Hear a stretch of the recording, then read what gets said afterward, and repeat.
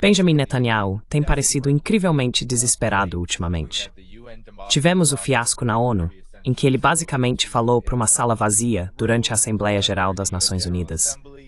E depois disso, ele foi flagrado conversando com influenciadores de mídia social, especialmente TikTokers, sobre o plano de Israel de dominar esse espaço midiático em benefício próprio.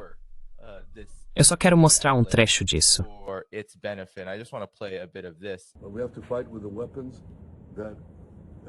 Mas temos que lutar com as armas que se aplicam aos campos de batalha em que estamos envolvidos. E as mais importantes são as redes sociais. A plataforma mais importante agora é, claro, o TikTok. TikTok, número um, e espero que isso avance, porque pode ser algo de grande consequência. E a outra, qual é a outra mais importante? X, muito bem. E, sabe, precisamos conversar com o Elon. Ele não é um inimigo, é um amigo. Devemos conversar com ele. Agora, se conseguirmos essas duas coisas, ganharemos muito. Eu poderia falar sobre outras coisas, mas esse não é o ponto agora. Temos que travar a luta, certo? Para dar direção ao povo judeu e aos nossos amigos não judeus, ou aqueles que podem se tornar nossos amigos judeus. Vamos ter sucesso com todos? Não. Haverá uma forte contraparte? Sim.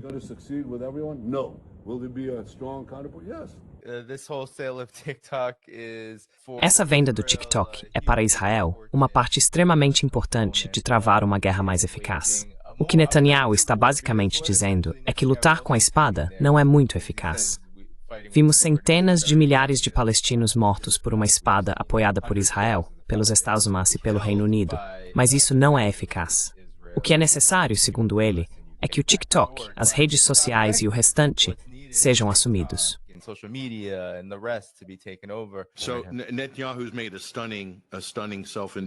Então Netanyahu fez uma impressionante autoacusação, como de costume, sem perceber. Todo o conceito da tomada do TikTok foi baseado em uma premissa falsa, de que os chineses estavam roubando os dados de adolescentes americanos fazendo danças, comentários e vídeos virais no TikTok. Totalmente falso. Isso foi orquestrado para nos manipular durante o governo de Joe Biden. Começou e continuou sob Trump. Assim, dá para ver o Congresso e o Senado dos Estados Unidos de forma bipartidária, agindo em nome de Israel. Foi totalmente desonesto. Não havia ameaça chinesa no TikTok. E agora dá para ver o desfecho disso. O poder brando de Israel basicamente desabou.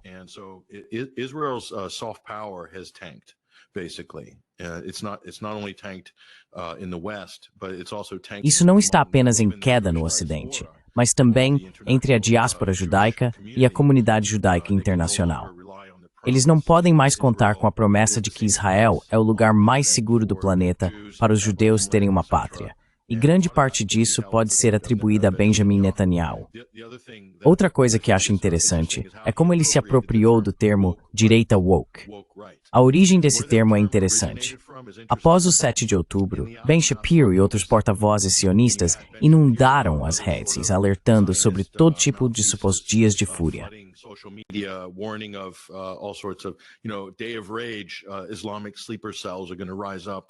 Células adormecidas islâmicas vão se levantar e coisas do tipo.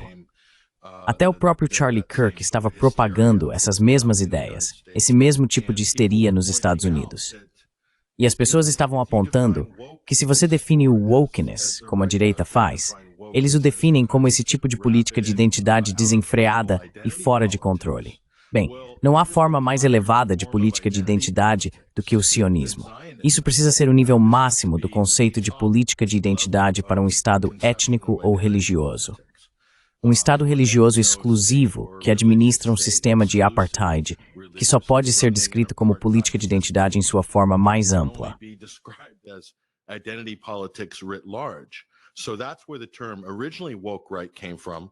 Então é daí que veio originalmente o termo direita woke. Ele era usado para descrever pessoas como Ben Shapiro, o pessoal da Fox News, o grupo de Jordan Peterson, o pessoal do Daily Wire. Depois eles o reaproveitaram, reapropriaram, para apontar para pessoas da direita que se opunham ao genocídio de Israel, entende? Foi um pouco de jogo de ilusão. E dá para ver o Netanyahu tentando fazer isso 2 anos depois, o que é bem patético, na verdade. E a verdadeira ironia, claro, é que a política de identidade, a forma mais armada dela na história humana, é o sionismo, a ideologia sionista. is Zionism, the Zionist ideology. And they're using it as a weapon in order to try to... E eles estão usando isso como uma arma para tentar justificar um dos piores crimes contra a humanidade. Não apenas da era moderna, mas realmente um dos piores de todos os tempos, certamente dentro da memória viva. Acho que a ironia disso é bastante impressionante. Quero dizer, poderíamos continuar falando sobre isso, mas o ponto principal é que, como disse Naftali Bennett, o ex-primeiro-ministro israelense, eles gastaram 120 ou 150 milhões tentando comprar influência nas plataformas de mídia social depois de 7 de outubro, e ainda assim estavam sendo superados por postagens pró-Palestina em uma proporção de 16 para 1. 16 para 1. E eu te digo, a Palestina não gastou nenhum dinheiro para alcançar essa margem de vitória em termos de corações e mentes nas redes sociais.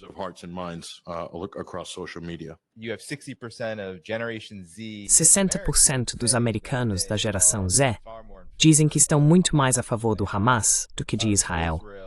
Acho que isso tem algo a ver com o motivo pelo qual Netanyahu vê a venda do TikTok como uma arma tão importante para si neste momento. Qual é a sua opinião sobre isso, Larry?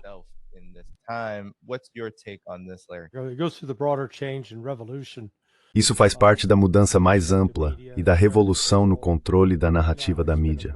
Sabe, eu passei um breve período, durante meu tempo na CIA, trabalhando no que eles chamam de ação encoberta, como plantar histórias para tentar promover uma narrativa. Nesse caso, eu estava trabalhando em apoio a esforços para combater a invasão soviética do Afeganistão. E veja, em algo assim, era fácil retratar os soviéticos como os vilões e nós como os mocinhos, mesmo que isso não fosse exatamente a verdade. Mas sabe, a narrativa funcionava. Vocês três são realmente jovens demais para se lembrar da influência de Exodus. O filme Exodus, com Paul Newman, foi lançado em 1960 ou 1961, mas ainda passava bastante na televisão durante aquele período.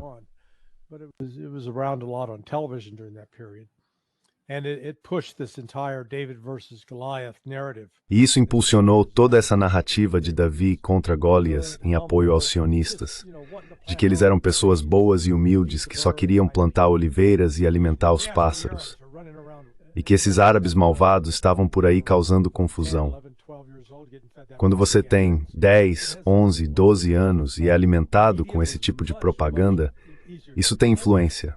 A mídia era muito mais fácil de controlar naquela época. Eu acabei de usar essas estatísticas mais cedo com o juiz Knapp. Em 1968, um total de 54 milhões de pessoas assistiam às 3 maiores emissoras de notícias dos Estados Unidos, segundo CBS, ABC e NBC. Dentre as três, a CBS, com Walter Cronkite, respondia por 28 milhões de telespectadores.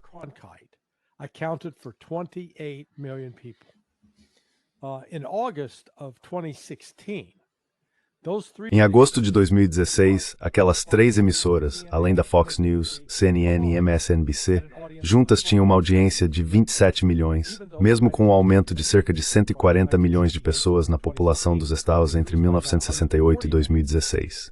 Ou seja, tínhamos muito mais gente, mas muito menos espectadores. É por isso que todo esse espaço das redes sociais, especialmente na internet, com Facebook, TikTok, Twitter ou X, criou novos desafios para o governo tentar controlar. E felizmente, como aconteceu durante a União Soviética, quando foram impostas muitas restrições sobre o que podia ser impresso, publicado ou transmitido, surgiu uma subcultura chamada samizdat, na qual, de forma clandestina, circulavam artigos que contrariavam a narrativa principal ou popular.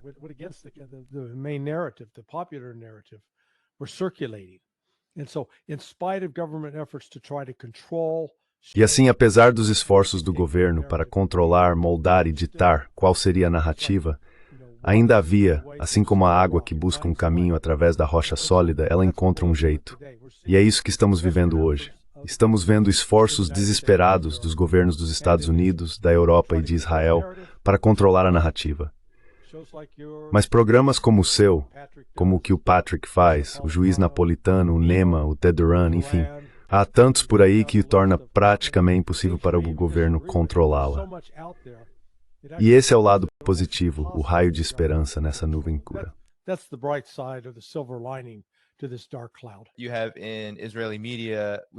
Na mídia israelense, há líderes europeus cedendo a grupos marginais. Israel deve se preparar, escrito por um pesquisador da Universidade de South Wales, no Reino Unido, para o Centro Israelense de Grande Estratégia. Essa mudança, Matt, especialmente na Europa, mas não apenas na Europa, como mostrei antes, também ocorre entre os jovens americanos. A grande maioria das pessoas nos Estados Unidos é fortemente contrária ao que Israel está fazendo e vê os Estats como um dos principais apoiadores disso. É algo evidente. Onde tudo isso se encaixa na reorientação geral de Israel ou no redobrar de foco em guerra de informação?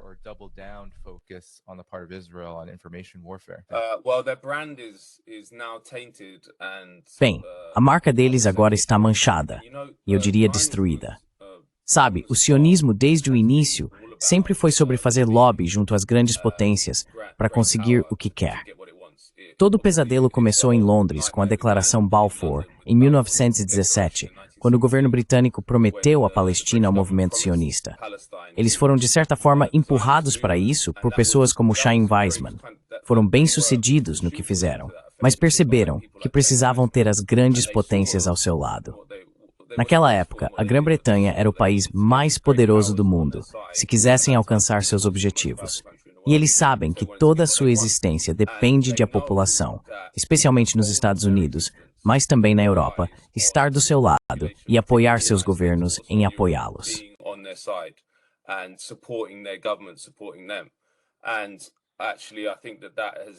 E, na verdade, acho que a maior ruptura com essa estratégia já está em curso. E acredito que nunca mais voltará ao que era. Porque outra coisa é que o sionismo sempre tentou se vender. Bem, ele se apresenta de maneiras diferentes para diferentes setores, mas muitas vezes se mostra como uma força progressista. Sabe, ele costuma ser associado à história de perseguição do povo judeu, a ideais progressistas como o socialismo e assim por diante. Grupos de lobby tentam fazer isso. Mas se você olhar para o que o sionismo é, como ideologia e como ideia, trata-se de uma ideologia profundamente regressiva, supremacista e colonialista de assentamento. Não tem nada a ver com ideais ou sensibilidades progressistas.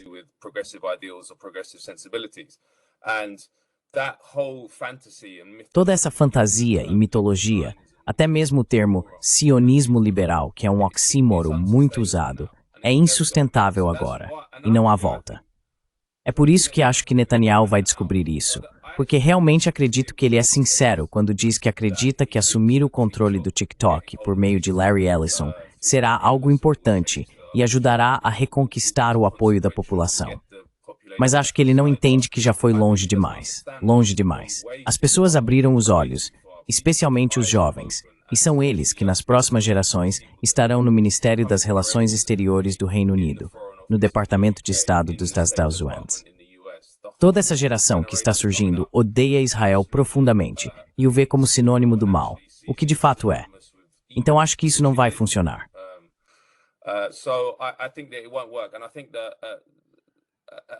E eu acho que, à medida que fica cada vez mais claro que isso não vai funcionar, eles vão ter que adotar outra estratégia. E eles estão até falando, quero dizer, eles têm consciência de que perderam o apoio do mundo nesse grau. Se você ouvir o discurso de Netanyahu no outro dia, ele disse: temos que nos preparar para o isolamento. Temos que nos preparar para a autarquia econômica. Ou seja, precisamos produzir todos os nossos próprios bens, porque não podemos confiar que não seremos atingidos por embargos comerciais. Isso é bastante significativo. E como eu disse, toda a estratégia, porque eles sabem que são um país pequeno, tentando manter as grandes potências ao seu lado, quando o cordão umbilical, que vai de Washington, Londres e Berlim até Tel Aviv, for cortado, o que eu acho que vai acontecer, não imediatamente, mas ao longo das próximas décadas, então será muito difícil até smart, porque tem mais 9 pessoas.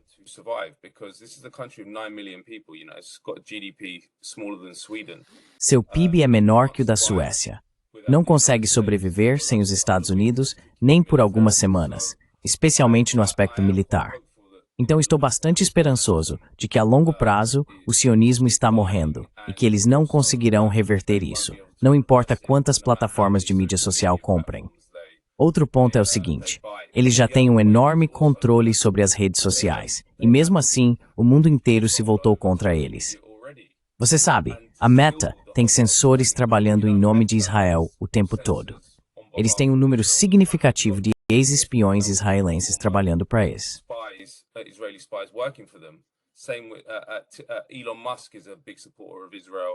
Elon Musk é um grande apoiador de Israel, e isso não funcionou.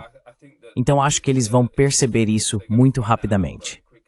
A questão interessante é, como podemos transformar essa mudança na consciência pública ao redor do mundo em mudanças de política dentro do nosso próprio governo? Porque isso está acontecendo, lentamente.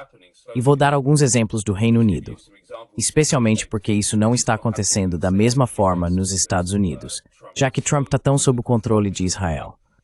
Aqui outro dia, o Royal College of Defense Studies, que é a escola de treinamento militar mais elitista do Reino Unido, disse que não aceitará mais pessoal israelense.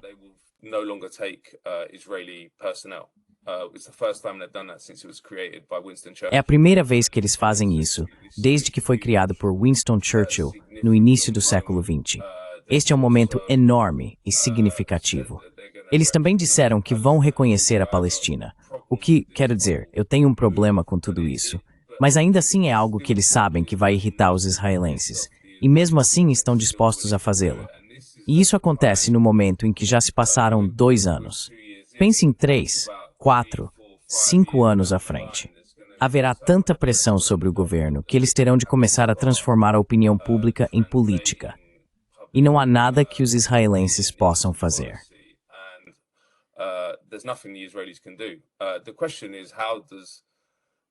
A questão é, uma vez que eles se tornem isolados e estejam conduzindo sua economia autárquica, como realmente a desmantelamos e alcançamos algum tipo de justiça e paz entre o rio e o mar? Essa é outra questão. Não consigo ver como isso acontece sem algum tipo de guerra santa existencial, porque Israel tem armas nucleares. Esse é o ponto importante. É sobre isso que todos os diferentes grupos de resistência e governos da região ficam contornando o tempo todo. Trata-se de um país que possui um enorme arsenal nuclear e é louco o suficiente para usá-lo, com certeza. Na verdade, algumas pessoas disseram que o motivo de Trump ter bombardeado o Irã foi porque Netanyahu disse: olha, nós não temos a tecnologia para chegar tão fundo quanto precisamos para destruir a instalação nuclear, então vou usar uma bomba nuclear.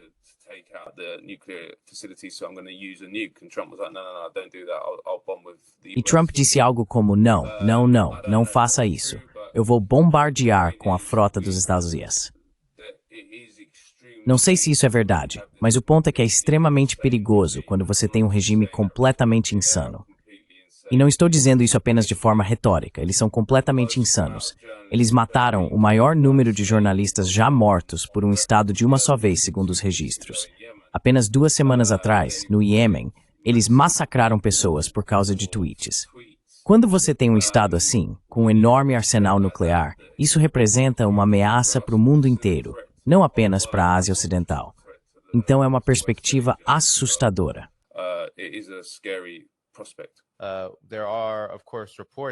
É claro, relatos de que será a Oracle que obterá a maioria do controle acionário. Trata-se de uma empresa de tecnologia pró-Israel, cujo principal investidor de capital de risco, Larry Ellison, é uma das figuras mais prominentes pró-Israel do Vale do Silício, segundo The Cradle, e ele fez doações significativas para a organização Friends of the Israel Defense Forces. Portanto, há obviamente uma conexão direta que Netanyahu está destacando. Men tiveram que títulos mais poderosos de Israel assumirá o controle.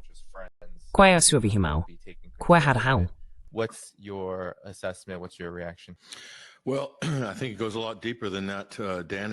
Bem, acho que a questão é muito mais profunda do que isso, Danny. Você pode olhar para o Reino Unido. O governo Starmer está se esforçando para implementar uma identidade digital. E quem é o principal rosto desse projeto? Na verdade, quem tem sido o principal rosto da identidade digital no Reino Unido, muito antes de Keir Starmer ser empossado como primeiro-ministro, é Tony Blair. Então, um criminoso de guerra, Tony Blair, cuja fundação arrecadou nada menos que $300 milhões de adivinha quem? Larry Ellison.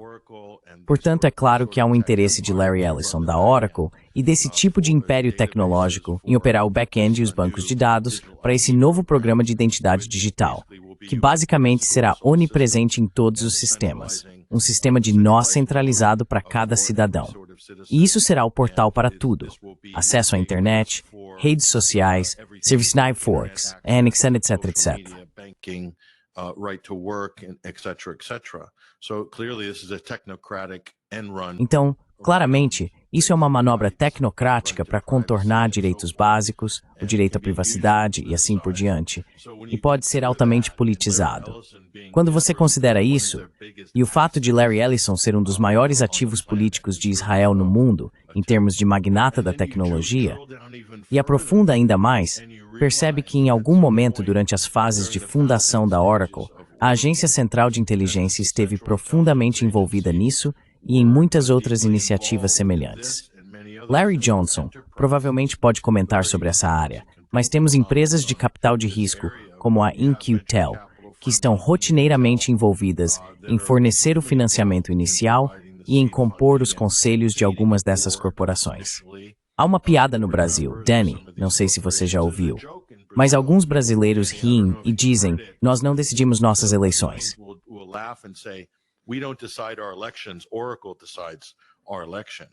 A Oracle decide nossas eleições.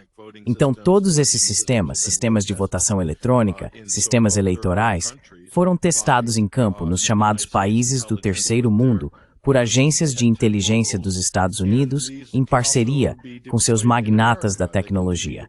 E esses sistemas também podem ser implantados na América, podem ser implantados na Grã-Bretanha e em toda a Europa, caso ainda não estejam sendo usados dessa forma. Assim, em termos de fabricação de consentimento ou de resultados eleitorais, há um primeiro-ministro na Grã-Bretanha que defenderá Israel a qualquer custo, não importa o que aconteça. Isso é bem claro. Mas também há um primeiro-ministro com uma taxa de aprovação muito baixa, e em toda a Europa há líderes se agarrando a mandatos na faixa dos 20% altos ou 30% baixos, sustentados por coalizões frágeis.